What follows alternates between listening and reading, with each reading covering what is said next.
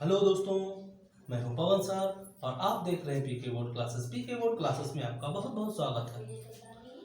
अभी तक हमने पिछले वीडियोस में किस तरह से आपको हैज, हैव और हैड यानी कि हैज हैव की फैमिली को बताया था और उसके बारे में आपको उसका पूरा यूज़ करवाया था। उसी तरह से आज हम आपको करवाएंगे WH फैमिली। WH फैमिली का मतलब होता है कि इसका कोई ना कोई जो वर्ड है वो या तो W से शुरू हो रहा है या फिर H से शुरू हो रहा है, इसीलिए इसको हम कहते हैं WH फैमिली। इसमें आपका when, where, why, when, how, who, तो हम कहें कि व्हाट, व्हेन, व्हाट W से शुरू हो रहा है, व्हेन W से शुरू हो रहा है, व्हाई W से शुरू हो रहा है, वेयर W से शुरू हो रहा है। इस तरह से आपका हाउ H से शुरू हो रहा है। तो कुल मिलाकर के इसमें जो है who, whose, which, how, how many, how much, how often, ये सभी आते हैं। और WH फैमिली को शुरू करने से पहले अगर आप हमारे चैनल पर नए हैं तो आप हमारे चैनल को सब्सक्राइब कीजिए, पास में दिए गए बेल आइकन को प्रेस कर दीजिए ताकि आने वाला नोटिफिकेशन आपको मिले सबसे पहले। तो चलिए शुरू करते हैं WH फैमिली। देखिए WH फैमिली में जो है आपके मिनिमम 12 वर्ड्स आते हैं। कितने? 12, जिसमें आपका पहला है था व्हेन। व्हेन का मतलब होता है आपका कब। वाई, वाई का मतलब क्यों। वेयर, वेयर का मतलब कहाँ। हाउ का मतलब कैसे। हु का मतलब कौन। हुम का मतलब किसे या किसको होता है। व्हाट का मतलब क्या होता है। हुज का मतलब किसका, किसकी, किसके होता है। विच का मतलब कौन सा, कौन सी या कौन से होता है। हाउ मच का मतलब होता है कितना, कितनी, कितने। और फिर आपका आता है हाउ मैनी। हाउ मैनी का मतलब होता है भी कितना, कितनी, कितने होता है। और हाउ ऑफन का मतलब होता है, हाउ ऑफन का मतलब होता है कि कितनी बार, कितनी दफा, कितनी मर्तबा कोई काम हुआ है। तो इस तरह से देखिए WH फैमिली में आपको दो शब्द आपको एक जैसे नजर आ रहे हैं, वो है आपका हाउ मैनी और हाउ मच। दोनों की हिंदी आपको एक से नजर आ रही है। दोनों की हिंदी होती है यह है कितनी, कितना, कितने, यानी कितना, कितनी, कितने। लेकिन हाउ मैनी कहाँ लगता है, हाउ मच कहाँ लगता है। जब कभी भी आपको गिनतियाँ आ जाए 1 2 3 4 5, तब आप यानी कि वो चीज़ें जिनको हम गिनती के रूप में गिन सकते हैं वहाँ पर क्या लगा देंगे, हाउ मैनी। और वो चीज़ें जिनको हम काउंट नहीं कर सकते, जो हमारे अनकाउंटेबल होती है, जिनको हम सिर्फ मापते हैं, उनके लिए हम हाउ मच का इस्तेमाल कर लेते हैं। ठीक है, जिनको हम गिन सकते हैं उनके लिए हाउ मेनी और जिनको नहीं गिन सकते हैं उनके लिए हाउ मच लगाते हैं। इसके लिए आपको हम रूल बता देते हैं कि सबसे पहले हम जब WH फैमिली का इस्तेमाल करेंगे तो सबसे पहले हम WH फैमिली को रखेंगे। जैसे आपका व्हाट, वेयर, व्हाई, व्हेन, इन सब चीज़ों को हम पहले रखेंगे। उसके बाद में हम क्या करेंगे, हेल्पिंग वर्ब को रखेंगे। ठीक है, हेल्पिंग वर्ब आप जानते ही होंगे, जैसे is, am, are, was, were, has, have, had, will, shall, ये सारी हेल्पिंग वर्ब्स हम WH फैमिली के तुरंत बाद रखते हैं। उसके बाद में हम जो हमारा सब्जेक्ट होता है उसको रखते हैं। उसके बाद जो मेन वर्ब होती है हम उसको रख करके आगे कुछ सेंटेंस को बना देते हैं। कहने का मतलब ये है कि सबसे पहले हम WH फैमिली रखेंगे, उसके बाद सहायक क्रिया रखेंगे, उसके बाद सब्जेक्ट रखेंगे और उसके बाद मेन वर्ब की फर्स्ट फॉर्म, सेकेंड फॉर्म या थर्ड फॉर्म या ING फॉर्म जो भी आएगी वो हमारी टेंस के हिसाब से आएगी। ठीक है, जैसा जैसा हमारा टेंस होगा उसी के हिसाब से हमारी मेन वर्ब जो है वो फर्स्ट फॉर्म, सेकेंड फॉर्म या थर्ड फॉर्म के रूप में आएगी। ठीक है, उसके बाद आता है, ये तो हो गया WH का रोल। एक होता है आपका कि कभी कभी क्या होता है कि जो आपको हमने बताया था कि हाउ मैनी और हाउ मच। ठीक है, how many, how much, many को लेकर चल रहा है, वो मच को लेकर चल रहा है। ठीक है, तो इसमें क्या हुआ, जो हाउ मैनी, हाउ मच वगैरह आपका दिया होगा तो उसके लिए आपका रूल अलग हो जाएगा। सबसे पहले हम हाउ मैनी या हाउ मच को रखेंगे, उसके बाद में जो भी इसके साथ व्यक्ति, वस्तु या सामान दिया होता है उसको रख देंगे। उसके तुरंत बाद हम इसमें जो जैसे कि हाउ मैनी हो, हाउ मच हो, हुज हो, ठीक है, तो इस तरह के ये जो वर्ड्स होते हैं इसके साथ हमेशा वस्तु या व्यक्ति या जो भी सामान हमारा होता है उसको हम इसके साथ ही लिखते हैं। उसके बाद में हम हेल्पिंग वर्ब लगाते हैं, उसके बाद में हम सब्जेक्ट को रखते हैं, उसके बाद में हमारी जो भी मेन वर्ब होती है first form, second form, third form उसको लिख देते हैं। ठीक है, यानी कि अब हम बात करते हैं WH फैमिली के फर्स्ट मेंबर की, जो आपको हमने लिखाया था, जो आप देख रहे हैं वो है आपका व्हेन। व्हेन का मतलब होता है कब, ठीक है। अब कब, जब भी आपको हिंदी वाक्यों में, ठीक है, कब नजर आए, चाहे वो प्रेजेंट में हो, चाहे वो पास्ट में हो, चाहे फ्यूचर में हो, आपको क्या करना है, जब भी कब नजर आए तो वहां पर हम क्या लगाएंगे, व्हेन लगा देंगे, ठीक है। जैसे मैं कहूं कि वह कब सो रहा है, वह कब सो रहा है, क्या बन जाएगा, सबसे पहले मैंने आपको बताया, सबसे पहले हम रखेंगे डब्ल्यूएस फैमिली को, यानी कि सबसे पहले हम रखेंगे व्हेन को, फिर रखेंगे उसके बाद में हम हेल्पिंग वर्ब को, यानी कि इज, वह कब सो रहा है तो व्हेन इज, फिर हमने कहा आपको सब्जेक्ट रखेंगे तो he sleeping, when is he sleeping, वह कब सो रहा है। दूसरा आपका है कि तुम स्कूल कब जा रहे हो, तुम स्कूल कब जा रहे हो, इसका मतलब क्या जाएगा, when are you going, when are you going to school, when are you going to school, तुम स्कूल कब जा रहे हो। इसी तरह से आपका है कि सीता स्कूल कब गई थी, सीता स्कूल कब गई थी, तो क्या हो जाएगा, when did Sita go to school, when did Sita go to school, Sita school कब गई थी। तो इस तरह से इस डब्ल्यूएस फैमिली का हम प्रयोग कर लेंगे। दूसरा, इसका अगला परिवारी है, इसका अगला मेंबर है जो है वाई। वाई का मतलब होता है आपका क्यों, कारण बताने के लिए इसका इस्तेमाल कर रहे हैं। तो क्या होता है, वे क्यों रो रहे हैं, वे क्यों रो रहे हैं। अब इसमें देखिए क्या आ रहा है, वाई, यानी कि क्यों, क्योंकि अंग्रेजी होती है वाई, तो वाई को हम सबसे पहले रखेंगे, उसके बाद में हेल्पिंग वर्ब, उसके बाद में सब्जेक्ट, उसके बाद में वर्ब की जो भी हमें फॉर्म की जरूरत होती है, फर्स्ट सेकंड फॉर्म या एनजी, उसको हम रख देते हैं। जैसे वे क्यों रो रहे हैं, क्या मिल जाएगा, why are they weeping, why are they weeping, वे क्यों रो रहे हैं। वह क्यों दौड़ता है, वह क्यों दौड़ता है, क्या मिल जाएगा, दौड़ता है, तो जो देखिए दौड़ता है तो कहाँ में चला गया हमारा, प्रेजेंट इंडिफिनिट में, तो सिंपल सी बात है कि प्रेजेंट इंडिफिनिट का रूल लागू करेंगे इसमें। तो वह क्यों दौड़ता है, तो क्या हो जाएगा, वाई एक वचन है तो बी डज, डज, ठीक है, तो हुई के साथ क्या लगेगा, डज लगेगा, तो वाई डज ही रन, वह क्यों दौड़ता है। अगर इसका सेंटेंस होता कि तुम क्यों रोते हो, तुम क्यों रोते हो, तो क्या हो जाता, why do you weep, why do you weep, तुम क्यों रोते हो। इसके बाद अगला आपका है, जिसका नाम है वेयर। वेयर जिसका मतलब होता है कहाँ, कहाँ, यानी कि कभी भी किसी भी स्थान या स्थिति को दर्शाता है। तुम कहाँ रहती हो, तुम कहाँ रहते हो, तो क्या हम करते हैं, सबसे पहले पूछ लेते हैं ना वेयर, ठीक है, कहाँ रहते हो, प्रेजेंट इंडिफिनिट टेंस है, तो फिर प्रेजेंट इंडिफिनिट का ही रूल फॉलो करेंगे। वेयर, इतना तो आप सीख लिया होगा कि किस तरह से हम किस टेंस का इस्तेमाल कहाँ करते हैं। हिंदी पहचान अगर आप अच्छी तरह से जानते हैं तो फिर आप इंग्लिश में उसको आसानी से बना लेते हैं।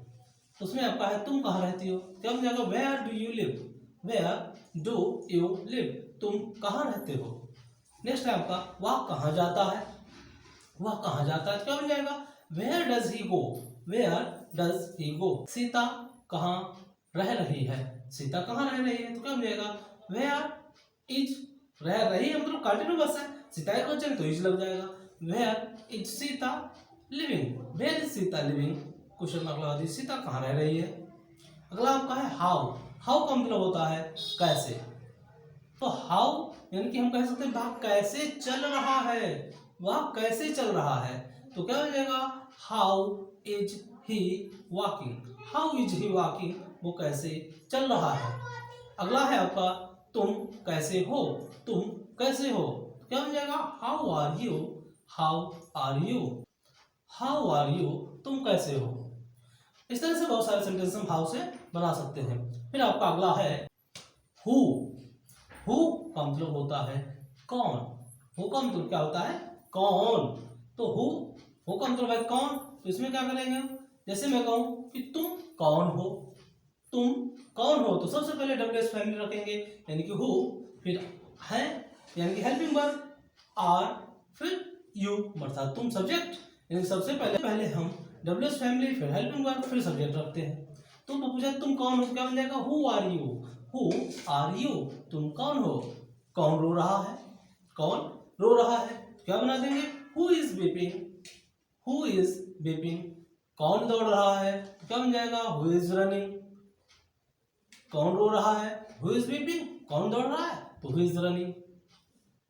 इस तरह से सेंटेंसेस को हम बना देते हैं। नेक्स्ट आपका है whom, WHOM, होम का मतलब होता है किसे या किसको, जैसे मैं कहूँ उसने किसे बुलाया, क्या बन जाएगा, उसने किसे बुलाया, तो क्या बन जाएगा, whom यानी किसे, did he call, whom did he call। देखिए उसने किसे बुलाया, ये तो पास्ट में चला गया हमारा, पास्ट इंडेफिनिट, तो यानी पास्ट इंडेफिनिट में हम हेल्पिंग वर्ब डिड का इस्तेमाल करते हैं और उसके साथ वर्ब की फर्स्ट फॉर्म में होते हैं, तो उसके साथ वर्ब की फर्स्ट फॉर्म रखते हैं। तो whom did he call, whom did he call, उसने किसे बुलाया। नेक्स्ट आपका है वह किसको पीट रहा है, वह किसको पीट रहा है, तो किसको की अंग्रेजी सबसे पहले whom is he beating, whom is he beating, whom is he beating, वह किसको पीट रहा है। नेक्स्ट आपका है what, what का मतलब होता है क्या, what का मतलब होता है क्या, जैसे मैं कहूँ कि उसने क्या खाया, उसने क्या खाया, तो what did he eat, what did he eat, उसने क्या खाया। तुमने क्या पकाया, what did you cook, what did you cook, तुमने क्या पकाया। तो इस तरह से क्या का हम प्रयोग कर लेते हैं। चलिए जैसे अब हम आपको बताएंगे जो स्पेशल इसकी जो फैमिली है, स्पेशल फैमिली का मतलब है जैसे हुज है, विच है, हाउ मच है, हाउ मैनी है, ठीक है, तो इसके बारे में बताएंगे। तो इसमें देखिए मैंने आपको रूल बताया था कि जब भी ये डब्ल्यूएच फैमिली के सदस्य आते हैं तो इन सदस्यों को सबसे पहले रख करके उनके साथ जो भी वस्तु या व्यक्ति होता है उसको साथ में रख देते हैं, उसके बाद हेल्पिंग वर्ब लगाते हैं, उसके बाद सब्जेक्ट को रख देते हैं और उसके बाद मेन वर्ब की जिस तरह की फॉर्म की जरूरत होती है वो हम लगा देते हैं। उसमें आपका पहला है हुज, हुज का मतलब होता है किसका, किसकी, किसके, हुज का मतलब होता है किसका, किसकी, किसके। तो देखिए इस तरह के सेंटेंसेस जब हम बनाते हैं तो हुज जो दिया है उसी के साथ हमारा जो भी व्यक्ति या वस्तु आता है वो तुरंत उसी के साथ मिलकर के लिखा जाता है। जैसे मैं कहूँ कि तुम किसके पति हो, तुम किसके पति हो, क्या बन जाएगा, हुज हस्बैंड। देखिए हुज आ रहा है उसके तुरंत बाद हस्बैंड आ रहा है, whose husband are you, whose husband are you, तुम किसके पति हो।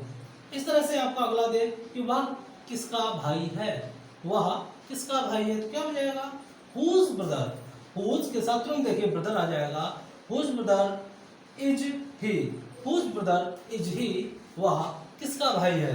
इसी तरह से आपका है विच, अगला आपका है विच, विच का मतलब होता है कौन सा, कौन सी या कौन से, कौन सा, कौन सी, कौन से, तो विच का मतलब होता है कौन सा, कौन सी, कौन से। इसमें क्या होता है, इसमें जब भी हमें वाक्य में कौन सा, कौन सी, कौन से आए तो हम इसका इस्तेमाल करते हैं। जैसे मैं कहूँ तुम कौन सा घर खरीदोगे, क्या बन जाएगा, which house will you buy, which house will you buy, तुम कौन सा घर खरीदोगे।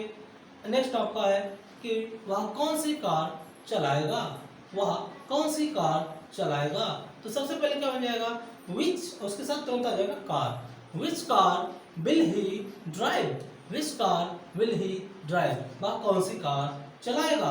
अगला आपका है हाउ मच।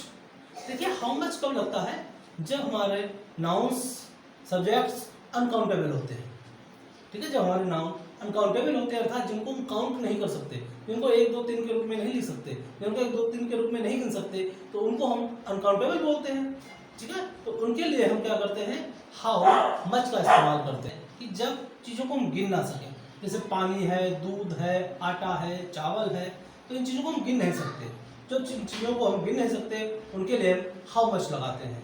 जैसे मैं कहूँ कि वह कितना पानी पी चुका है, वह कितना पानी पी चुका है, तो क्या बन जाएगा, हाउ मच वाटर, यानी मैंने कहा इसके साथ ही आपका जो भी दिया होता है वस्तु या व्यक्ति वो इसके साथ आता है।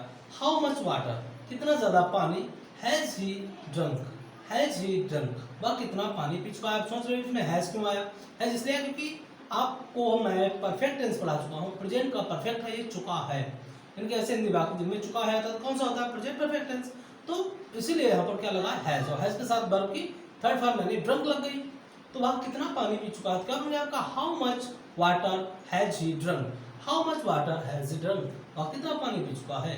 वे कितना खाना खा चुके हैं, खाने को आप काउंट नहीं कर सकते, रोटी को काउंट कर सकते हैं लेकिन खाने को नहीं, वह कितना खाना खा चुका है, तो क्या बनेंगे, how much food have they eaten, वे कितना खाना खा चुके हैं, how much food have they eaten.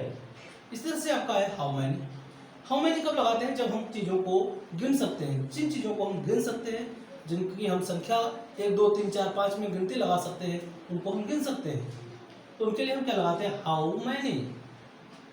ठीक है, जैसे मैं कहूँ कि उसने कितने सेब खाए, तो क्या है? सेबों को 1 2 3 4 करके गिन सकते हैं, तो उसने कितने सेब खाए, क्या हो जाएगा? How many apples. How many apples did he eat. How many apples did he eat. उसने कितने सेब खाए। मैंने कितने आम खरीदे। मैंने कितने आम खरीदे, तो क्या बन जाएगा? How many mangoes did I bye.